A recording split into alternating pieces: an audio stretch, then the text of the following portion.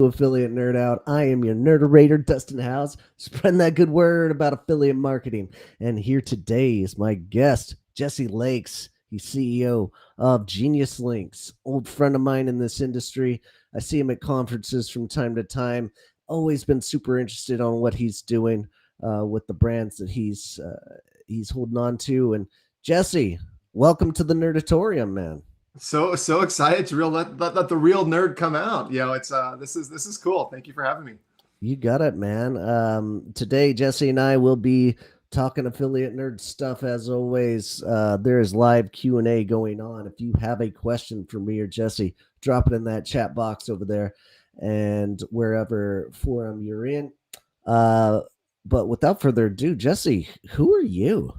It's a question I ask myself regularly. Good. Who am I? From the affiliate perspective, I am a student. I've been slowly learning this craft for 20 years now. Over that time, have been a publisher. I've had the good fortune to somehow get swept into Apple's the iTunes affiliate program. Was the global program manager there for a couple of years. Saw some crazy growth there. And then the last 10, 11, 12 years, I've led a small team, and we've built a company called Genius Link. We're a link management platform that really kind of helps creators take advantage of affiliate and help them hone their craft and help other retailers sell their products through the beautiful things that influencers do. Fantastic. All right. So you took all that Apple money. I'm sure you got a little bit of whatever. I mean, you weren't early enough for an IPO, but No, whatever. got some RSUs though, some restricted stock Yeah. units that help fund the startup for sure. Fantastic. That's great to see. And then you're leveraging that money to build your own company. And you mentioned Genius Links. There's a link in the chat description below. I'm going to get you the Jesse's LinkedIn context as well, so you can get it. So go find it there. But tell us about Genius Links and how it all came about. Yeah, for sure. So, I kind of alluded to, being a publisher and then Apple and then Genius Link. It was really kind of in that process that I ran across this pretty significant problem. Back when I was a publisher, there was a lot of different adventures, but one thing in particular was I was taking soundtracks from extreme sports websites and linking up to iTunes and Amazon. Saw this nice hockey stick growth in traffic. Super excited about that. Revenue was really flat. Scratched my head why the two weren't more correlated, and realized that music and skiing and snowboarding and surfing are all international, but digital music at that point was very country specific.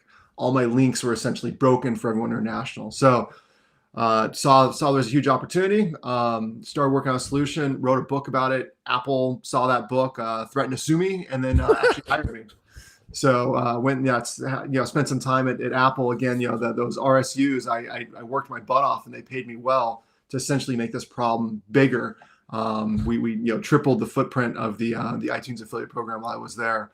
But Amazon was growing at the same time, and just realized there needs to be a better solution. You need one link that's just going to work. From a user experience perspective, you need to make sure that a click coming from Japan or from Germany can get to that song or that product they're interested in. But also from the publisher side, you need to make sure that the tracking works, the monetization piece is there as well. And for Apple in particular, we saw that it was Trade Doubler / Rakuten that was managing like the U.S. and Canada programs. There was a completely different affiliate network, Trade Doubler, that was in the European programs. It was a mell of a hess. There were different programs, different linking parameters, different formats, every different country, and just it needed to be simpler, because when you have a creator, Adele released their new album and she's got 5 different record labels doing her international promotion. That's 5 different link formats plus the affiliate side. It gets ugly. So we got really excited about solving that problem, and we've been doing that problem, solving that problem kind of ever since. So a decade plus. Obviously, there's some other aspects of that as well. I'm seeing the chat kind of blow up here. There's a handful of people here that know my story pretty well and are pretty intimately familiar with some of those challenges that we solved. This is awesome. Trent coming in, Monica saying hi. Hey, Monica. Thanks for joining us. Yeah, that's a super interesting story. Like, the best products come from a necessity, right? And you saw a hole in what you were doing, and not too many people are so lucky to get it right on their first try of like creating a SaaS product, right? This Like, was not my first try. okay, Technically, this is, I think, like my seventh or eighth attempt to build a company. There was a sounds better. lot of Yeah. failed websites, a lot of blogs that just never really Yes. were the revenue models I wanted. Yeah, I wrote business plans, every year in college, and no, there was a lot of failures. But yeah, thank you. I'm glad it looks like it's a success from your perspective now. When you do a lot of little things and you play around with them, you get them right, and then you move on to the other things like creators like us do. Like, something's bound to work eventually. And it sounds like you've been putting a lot of focus on Genius Links and what you're doing there. So that's great. Let's talk about like use case scenarios. Like, uh, you made some great suggestions on Adele and some singer songwriters. Maybe they use it in the musical industry, but what else? How about in the affiliate world? Do you see a lot of affiliates using this product? Yeah, for sure. So we call our clients creators because there is a wide range, right? Singer songwriter is definitely one bucket, author is another, but the bulk of our clients are really are affiliate publishers. They are recommending a product, and we'll create content around it, either writing a blog post or review or filming a video, and hope that they will see some sort of economical return for their time invested into promoting that product. So especially these days, it is so rare that a website only has an audience from one country. The internet makes everything global. Surprise, surprise. Mhm. 20 years after the dot-com crash, it's very easy to say that. But when you have that international traffic coming through, so few affiliate programs have figured out how to make it a seamless piece. So our real use case is just ensuring that anytime you recommend a product, that you use a smart link. And again, we are one player. There are many out there. I'm obviously a little biased about the technology we spent the last decade plus building. But anytime you recommend a product, especially with an Amazon link, you want to make sure that your whole audience can not only enjoy shopping for it, but you get rewarded for those efforts. So again, the user experience, making sure each person goes to the right store to buy that product you're recommending. Right store being Amazon.de for say Monica that lives in Germany. Or someone that's in Japan going to Amazon.co.jp, instead of saying everyone to Amazon.com, because Amazon.com, yes, it ships everywhere, but you have to pay foreign currency transaction fees. You're probably paying more for shipping. It's probably going to be a longer delay, etc. Amazon has spent billions building those storefronts in these different countries specifically for that audience. So again, Monica in Germany, let's send her to the easiest place for her to buy that product. That's the user experience. Amazon.de also has an affiliate program that's completely separate than Amazon.com. So again, there's that tracking aspect. So making sure both those are taken care of is the primary use case. So YouTube videos is where we've seen the biggest explosion of growth lately. We still have we have a WordPress plugin. We see a lot of niche and authority blog users using our tools to ensure that things are working well worldwide. I had a call with one of our largest clients, who's a publisher with over 300 brands. Everyone probably knows who I'm talking about. That's been in the industry for a while. We've got a pretty wide use case of or wide breadth of clients with very different use cases, but all really focuses on that user experience and ensuring that monetization. I'll take a breath now. That was a lot. Yeah, you absolutely should. I'll talk for a little bit. It has been almost like I don't know how Bitly became so big. Twitter. Okay, there you go. Yeah, Bitly was the default URL shortener for Twitter when they were locked to 140 characters. Okay. Right place, right time. Oh, that's beautiful. And with them, they've carved out the niche of like, this is how you make a short link for free. But then they have some monetization methods of charging you when you actually want to change the link for the redirect. I've heard like nightmare stories about like they charge $1,000 if you want to change the link, and that sucks. That's not a fun experience. And I'm sure you guys have created your product around beating them as a competitor that is essentially free. But like one of my favorite parts about creating an affiliate link and a short link, adding some notes to what this program is going. I use it as a CRM a lot of times, right? And even put who my affiliate manager contact is and their email address, because it's good so that I can organize myself. But are you saying use good use case scenarios for that as well? So so many little nuggets to dive in there. Yeah, we are a dynamic link management tool, right? Bitly is more of a static link management All tool. right. Static being that you drop in one link, it's always going to go to that same destination, no matter what country your audience is coming from, what device, etc. Again, we're very much on the dynamic side, so you can put different rules to assume different logic. Monica wants to go here, Trent wants to go there, etc. Same link, but again, the different logic pieces. But yeah, having those notes, having the ability to move links into different groups, having different buckets of links, so that your reporting all kind of bubbles up, or you have different affiliate tracking IDs. So if you have 3 different websites, you can use 3 different sets of tracking IDs. That's all been kind of built in there, because we will never usurp Bitly as the most known link management tool. They do, smart people doing a lot of cool stuff. We're not interested in that. We have a very unique niche where we're really kind of focused, and that's really where creator and commerce intersect, and that's really around performance marketing. So yeah, we want to own that piece. And so far, our worlds are definitely pretty separate. There are definitely lots of other link management tools that dabble a little bit, but thankfully from the last 10 years, while we've wandered a bit, we've stayed pretty focused on ensuring affiliate is a core northern star that we follow. Beautiful. And makes it, you guys make it super affordable too. Try to. I want to say it's like a $5 a month Yep. service for what you guys $5 to do, start, right? It's all based off volume, and that's one of the things that makes it a little bit of a challenge, right? $5 gets you 2,000 clicks, and for most of our clients, 2,000 clicks is plenty. Yeah. Some of our clients, they need yeah, absolutely. And if you are getting more clicks than 2,000 clicks, you can afford more than $5 anyway. So there should be a positive ROI with every one of those clicks if we're doing our job right. I would certainly hope so. And one thing I did notice about you guys is maybe you hide this, or maybe it doesn't exist, but I couldn't find an affiliate program for you guys, and it brings up a topic that I come up. I have client calls or potential client calls, and I look at their product. I'm like, I don't think this is a good fit for affiliate for you right now, or maybe never at all. If it's like a localized product, there's certain things that I see in products that don't make them a good fit. But do you not have an affiliate program at all? And if so, why is that? So we have a referral program, which is obviously different than an affiliate program. So some of our peers in the space have done relatively well with an affiliate program. Especially kind of in the SaaS side of things. A lot of these affiliate programs will pay in perpetuity, or will pay a percent commission of the people you brought in, which can make it incredibly lucrative. And you hear these stories of Pat Flynn connecting with ConvertKit and driving just crazy revenue, Sure.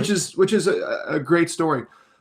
We purposely have chosen not to do that. Again, I've spent 20 years as a student. Hopefully, I have another 20 here. But I made the conscious decision that I didn't want an affiliate program. And that was for a couple of reasons. One goes back to that whole pricing aspect, right? Our margins are specifically built relatively low to get the technology into the creator's hand. It means a lot to us to be able to help people, rise up and make a craft out of something they love. The second piece is that I found it really negative to see people recommend a tool they didn't know anything about. Our tool, no matter how hard we've tried, we've got an awesome head of product, we've got some great UX, but our shit's complicated. I'm not allowed to say that word. Sorry. Our stuff is complicated, and it takes some time, and you really kind of have to understand the nuances of it. And it's those people that have taken the time and understand the nuances that I want talking about the tool. People that don't, I would rather them not mention us. As a result, I'm happy to reward them with a lot of account credit via the referral program. But I don't want to, pull people out of the crowd just to write a blog that maybe is half wrong about our technology. So yeah, affiliate. So, really hard to keep that updated, right? With the moving pieces and what you guys are doing and evolution of your product, of course. And that brings us up into mobile deep linking. You guys have a hot product in that space right now, right? Yeah, so mobile deep linking is something that's been talked about a fair amount, and we really kind of dove in recently. It's something that's been on our roadmap for years. There was a tool that kind of brought it to our attention, almost 8 years ago. This redirected, which is now gone. But the whole concept that when you're on a mobile device, there's one of three different scenarios that can play out when you click on a link. If you're in, again, say Facebook or YouTube, you click on that link can load inside of that app's browser. It can load inside of the mobile device's default browser, or it can load the app. And a lot of times it's hard to predict exactly how that's going to turn out. But for two of those scenarios, those first two scenarios, it's probably not the ideal user experience because you probably haven't logged in to, say, Amazon, again, inside the app's, sandbox browser or the default browser. But you likely, if you've downloaded, say, the Amazon app, you've probably likely logged in and probably already used it. So when you click on a link and it takes you directly into the app, you're getting rid of a lot of that initial friction. And we've seen a boost from 4 to 8x in conversion by sending people directly from the link into the app instead of letting the device or the app decide where to place them. And it's still allowing the affiliates tracking to run through, right? That cookie or whatever. That's such a key piece, right? Again, we talked about kind of that user experience and monetization. User experience is really important, but there are definitely many brands out there, while they have an app, those two are not playing well together. It's kind of, industry's dirty secret right now is that a lot of them, if you send them directly into the app, it won't track. Yes. So the only way you're going to earn affiliate revenue is to send them to the website, even if someone is on a mobile device and even if they have a mobile app, it's not set up. And that's, unfortunately a pretty big problem. Okay. So this works with Amazon affiliate. If you are an Amazon affiliate, this redirect will work, right? Yes and no. Okay. This is where things get really interesting. All right. This mostly applies towards social media apps, right? So your Facebook, your LinkedIn, your Instagram, etc. Turns out, and a lot of these have kind of experimented this over time, some of them won't let it happen, right? So taking a step back, for us to do this, it's really relatively simple technology. This is definitely not the hardest thing we've built. What we do is we load for a fraction of a second a web page, and that web page has some JavaScript, and it asks the device, hey, is this app actually there? And if it errors out, we know it isn't there. So then we just finish the redirect. But if it is there, then we will do a new refresh with a special URL code that will send you directly to the app. Certain social media apps, TikTok, will actually resolve that link and won't let you fire out. So even if with the mobile deep linking technology, the TikTok app won't let you jump into the Amazon app. And the rumor that I've heard, again, take this with a grain of salt, not meaning to throw mud, but that it's more valuable for TikTok to watch your browsing habits inside of their browser, even though that the conversion rate is likely lower, than to send you off. And this kind of becomes do they want to know more about you, or do they want to help their advertisers and convert better? And it sounds like from talking to some peers in the space, Facebook and Instagram were experimenting with this for a while as well. What is more valuable to watch that buying experience or to actually convert better? So TikTok seems to be, again, a relatively early entrant into the social media / affiliate game. They want to keep you inside the app. They're not going to let you actually resolve that mobile deep link. So sorry for the tangent there. I have noticed that a lot in TikTok, like the in-app purchase. They're very strong with it, where others might be getting away and getting them to a website on Safari or whatever it may be. If they can nail it, it's gold. But we saw Instagram try that and fail, right? It's having that built-in affiliate network makes so much sense because so much is commerce related. We seem to have some serious ad fatigue, etc. We don't have a problem buying from recommendations inside social media, but that actual mechanics of letting it happen still seem to be a bit of a challenge for the big guys to figure out. Granted, we're now seeing YouTube starting to play with that a bit as well, which that's making me a little nervous because that's been a space we've been really fortunate at and seen some great growth from. I'm always preaching that YouTube, like in the description, you need to be using smart links. That's the only way around it. The big, long affiliate links from networks just looks a little sketch, first of all, and then secondly, if they switch platforms, you've got to fix all of your content, which is a nightmare. It goes back to that whole, dynamic link management. It's not to toot our own horn, but since I'm Sure. here and you gave me a soapbox, like it's it's insurance for your link, right? Being able to own that redirect means that you can go in and change how you want to do it. Granted, our platform is a bit different than Bitly with their $1,000 fee, which is actually lower now, but you're absolutely right. It used to be $1,000 a month to use the Bitly platform, which included being able to edit a link. But yeah, having that ability to switch out the destination is huge. When, again, not to pick on Microsoft here, but they, in 5 years, switched affiliate networks 4 times. Thankfully, we made it really easy for them because we could just go in and configure how to monetize that link. So our clients only had, start off with that raw Microsoft link and then would just give us the parameters they wanted us to use. So when they went from, Rakuten to Trade Doubler, no problem. Went to Trade Doubler to Impact, no problem. And every time they switch, we would just swap it out. People would give us the parameter once, and they're tens, hundreds, thousands of links that we're running through our link management platform automatically took the new parameters and started monetizing. So we're talking, zero downtime versus all that, search and replace nightmare that it would have been before. Oh gosh, can be a real nightmare. Speaking of nightmares, Kristen Evans just dropped some knowledge. I think swearing is a thank you. Okay, I feel better here. Yeah, it's affiliate space, right? She's the official sailor of this podcast slash nerdatorium here. Building storyteller credibility is really important to brands and product. Couldn't agree more here. And that platform switches just made me nauseous. Us too. It was we just kept scratching our head. Why are you doing this again? And it seemed that there was a lot of turnover, and each new kind of a program manager was looking for a new network that had some. Everybody's got their priorities and like what they like to use. And I'll tell you, like, doing it enough times, I will tell you, it is just busy work. Like, switching a platform is never going to fix your solution of a bad affiliate program. You need to go recruit. And just switching platforms is never going to be the solution that you're looking for.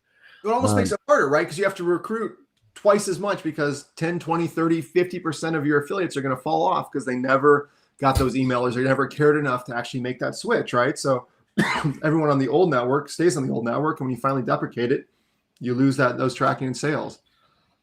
Yeah, it's always a nightmare. Never a fun day.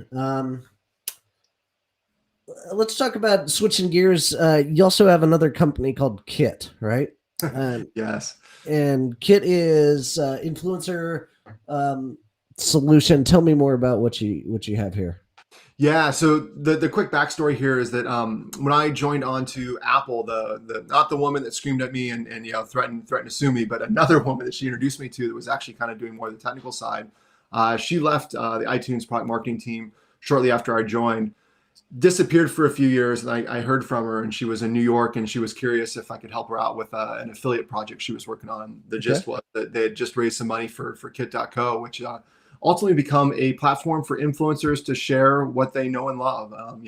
Just as a mixtape can be a beautiful thing for music, the idea was that Kit was supposed to be how you build your camera bag, or the gear you take to go explore a gold mine, whatever it might be, whatever that venture is. There's some sort of products that you often combine together to help you solve a specific problem, and creators in particular, influencers especially as well, have some products that they swear by, and it's kind of important to let them share. So anyway, as Camille was building this, we got kind of a front row seat, and we're able to help her better understand how Amazon's product catalog would be a good backbone for kind of building off of. We help them figure out how to monetize it. And unfortunately, as a lot of venture-backed startups go, it didn't quite work out as they had hoped. And because we'd been so integrally kind of combined and we're able to watch from the side, we were able to kind of swoop in at the end and make sure they didn't have to shut the site down. So we've been proud stewards of the community since 2019-ish.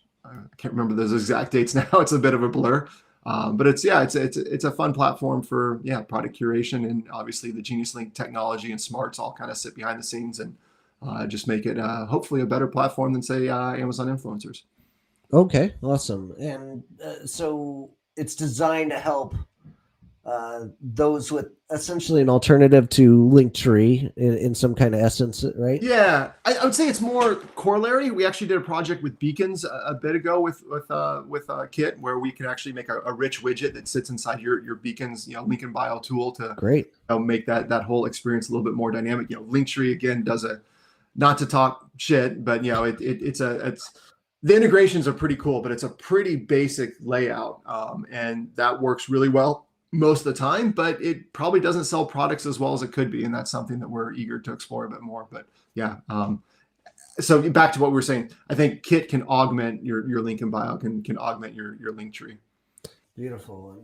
And I think that's next level for influencers that are really trying to hone in on the content that they're promoting today. That link should be at the top, right? But not always is it there. And I think there's some better science that can be utilized to putting that link up on the top so the conversion rate goes up, right? And that's a problem you're trying to fix here. It's a problem we're trying to influence. Mhm. We will never be, again, just as we're not trying to compete against Bitly, we're also not trying to compete against Linktree or Beacons. We think that we can be, again, a good way to augment that, especially for that last mile of product recommendations. I think you're absolutely right. By making that experience with whatever product you're trying to recommend just a little bit richer, a little bit more full featured, and hopefully bumped up that list, we can hopefully increase conversion rates, because when you have a lot of traffic bouncing through your link in bio, as some of these influencers do, just 0.5% change in conversion rate can add up to some real dollars and sell some real products. Brilliant. Good stuff, man. I want to take some time and talk about our sponsor today, Content at Scale. Uh, Great folks over here. AI content, such a hot topic. He could choose not to use it and fall behind, or he can embrace it and beat the competition. And if you're in that latter group like me, you want to embrace AI, but do it responsibly. And Content at Scale is absolutely doing this. Awesome SaaS product. You toss in a keyword, less than 15 minutes, going to spit out 3,000 words of fully optimized blog post for you. Original content, passing the human reading test, flying under the written radar of AI Awesome. tests. Pretty incredible product. Love it. Really affordable for what you're doing out there. Use my link, dustinhowes.com/CAS. You'll get 20% more credits when you buy a package. So go and check that out. How about you? You using content much? Any content AI yourself? So we've been exploring this. We we're we've dabbled a little bit with the AI side, less so for writing the content. As a bit of a writer myself, I feel pretty strongly about making sure that all the information is absolutely accurate. From my experiments with AI, there's 70, 80, 90% of it is perfect, but there's a little bit here or there that can kind of Mhm. ruin it. So we've been more just around how to transcribe and take the information and move efficiently as possible from what's in our head or what's being said to actually something that's well written. Our content strategy really revolves around working with subject matter experts and then crafting that into something rock solid. Smart. And then when utilizing affiliate links, you said you had a WordPress plugin as well. Mm-hmm. Does that WordPress plugin, like, if have a hot word? So if I'm promoting SEMrush, I can anytime I just mention SEMrush, it'll put the affiliate link in for me. Is that No, our WordPress plugin is very basic. It's looking okay? for Amazon, all the variations, and then it will essentially take that Amazon link, turn it into a Genius link to bounce through the service. So it's really just a easier to install bit of JavaScript. Okay. Yeah, yeah, not like Skim links or VigLink where the contextual piece is there. Well, awesome.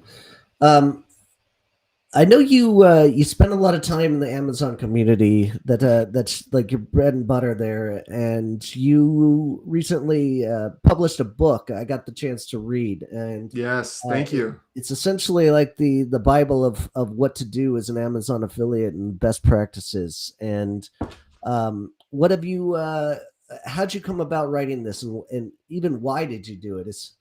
Um, Yeah. So first of all, got the book, and then the newest version. It's gonna be hard to see, but there's your name in the thank yous for writing and reviewing.